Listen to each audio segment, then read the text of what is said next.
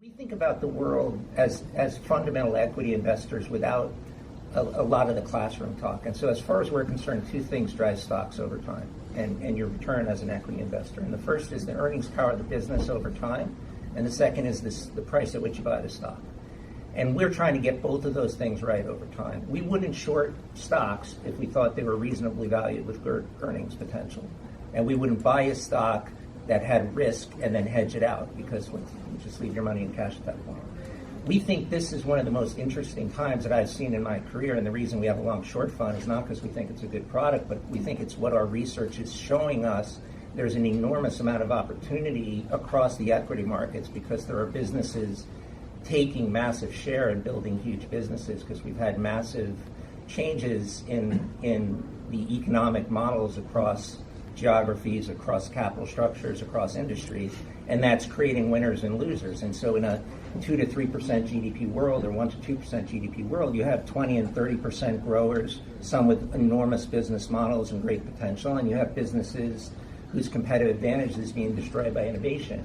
And so if you look at the world, getting rid of the textbook words, and you say, would I want over the last 4 years to have been long internet media and commerce if I thought Amazon's margins would go from 1 to 10 and they'd do $10 billion a year in cash flow, or Google would have a 50% margin? Would I want to be short Walmart if I knew their operating income was going to go down 10% a year for the last 4 years?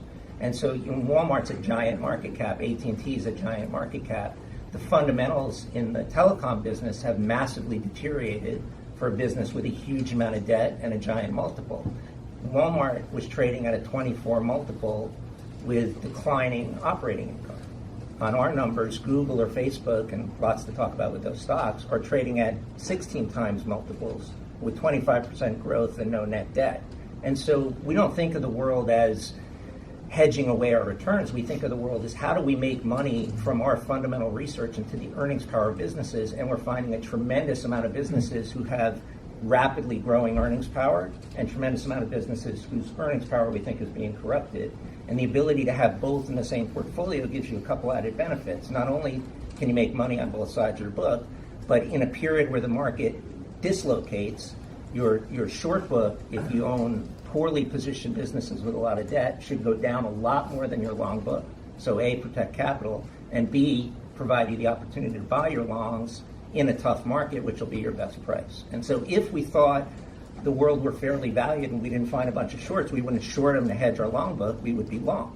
And if we found, so if the market's super cheap, we'll run net long. If the market's really expensive, we'll run flat. And so I think it's not a fundamental religion. The religion is to double your money as fast as possible and protect it in a down market.